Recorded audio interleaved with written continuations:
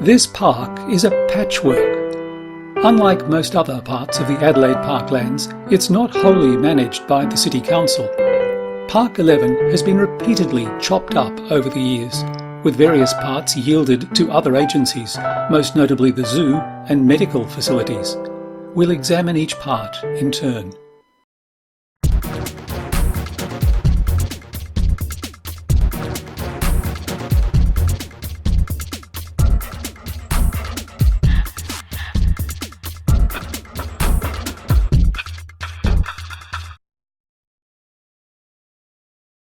Mistletoe Park, or Tynemundilla in the Kaurna language, is the northernmost part of Park 11. It follows the River Torrens, Karawira Parry, from Hackney Road to Frome Road. It's well loved by walkers, runners and cyclists who enjoy one of Adelaide's most picturesque settings to exercise or commute. It didn't always look this good. During the Great Depression of the 1930s, homeless people built shanty huts here along the riverbank. Even earlier, from 1844, this was the site of the first Adelaide show. Since 2010, when this architectural award-winning Doug Nicholls Bridge was erected, this part of Park 11 has been the subject of a concerted push to bring back lost biodiversity, with tens of thousands of shrubs and native grasses planted. We're trying to mimic what was here before Europeans came. Here in the middle part of the park, on the north side of the river, is the River Torrens Sculpture Park, home to 5 public artworks installed in 1994.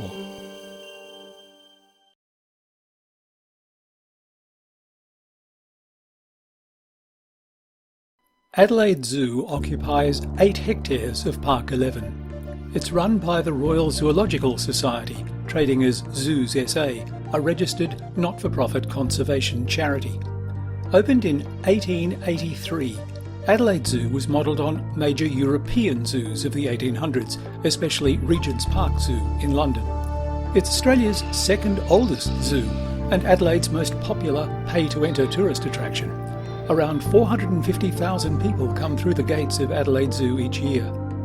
Although it's long been an alienation of Adelaide's parklands, it is nevertheless a park, and effectively also Adelaide's second botanic garden. The zoo retains many original features dating from the 1800s. These include the original main gates, the head keeper's cottage, this 1884 rotunda, the former elephant house, and the former director's residence, now the zoo's office. Zoos SA runs not only Adelaide Zoo but also Monarto Zoo. It has an annual turnover of $25 million, most of which comes from entry tickets and its 46,000 members. Its goals include connecting people with nature and to save species from extinction. Botanic Park is a 34-hectare green oasis that links Hackney Road in the east to Frome Road in the west, right across the width of Park 11. Botanic Park is an arboretum, a garden devoted to trees, including some trees that predate European settlement. One of its famous features is Plane Tree Drive, that curves through Botanic Park, lined with plane trees since 1874. Botanic Park was a former Ghana encampment site for decades after Europeans arrived, as well as a paddock for police horses, and it featured Speaker's Corner, where many protest rallies were held from 1880 up until the 1960s. It's become even more popular in recent years as a venue for outdoor concerts, most notably the WOMADelaide Festival in March, which attracts tens of thousands of visitors. For the rest of the year, it's Adelaide's favourite place for picnics and family gatherings in the shade of century-old Moreton Bay fig trees with their gnarled buttress roots. Since 2010, Botanic Park's also been colonised as a home by thousands of native grey-headed flying foxes. They forage far and wide, then return to this park to roost and breed.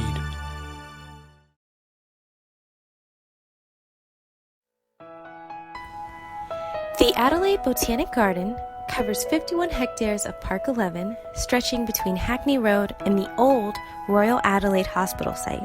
The park's development on this site began in 1854. In those days, the mark of a civilized European society was a botanic park, so the city of Adelaide decided to establish its own. These days, under state government management, it's a community of 11 different gardens, each serving its own unique purpose.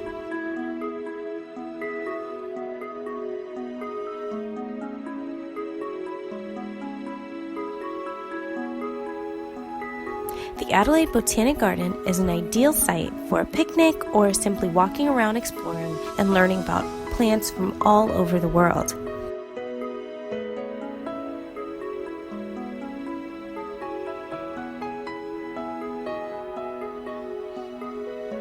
For 50 years, until 1902, part of the site was home to the Adelaide Lunatic Asylum. That building no longer exists, although its former morgue has been retained with a heritage listing.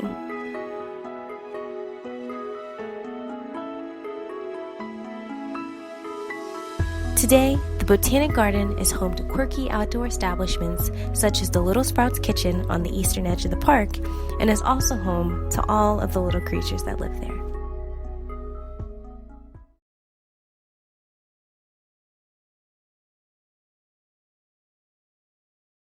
This small, little-known section of Park 11 is a rare example of previously lost parklands that's been returned to the public. In the 1800s, there was an exhibition building here. In the late 1900s, it was a sprawling car park for the adjacent hospital. But the space is now managed by the City Council and forms a green link between Frome Road and the Adelaide Botanic Garden.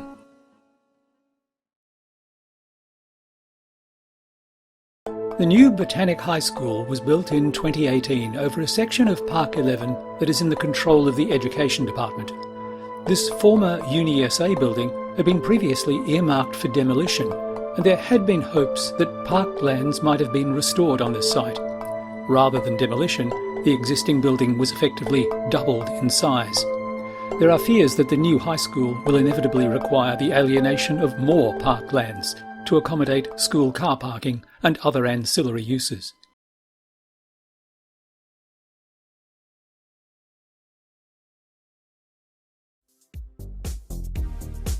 The National Wine Centre is a unique and industrialized representation of the Adelaide parklands.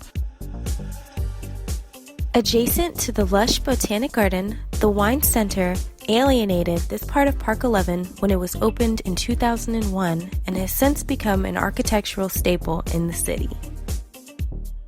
There are a variety of educational and cultural events, such as learning about the history of winemaking or simply sharing a bottle with a friend.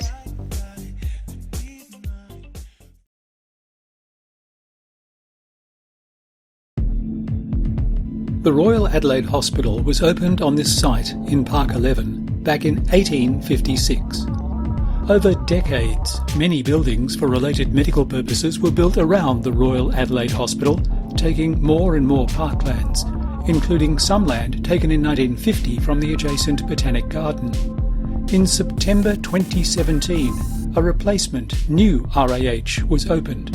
The new RAH was also built on parklands, but the fate of this 7-hectare site in Park 11 was the subject of ongoing debate. The former Labor state government had proposed more than 1,000 high-rise apartments. In March 2018, the incoming Liberal state government foreshadowed many commercial uses for this site, including a multi-storey new hotel. Nevertheless, public campaigns continued to return at least some of the site to parklands.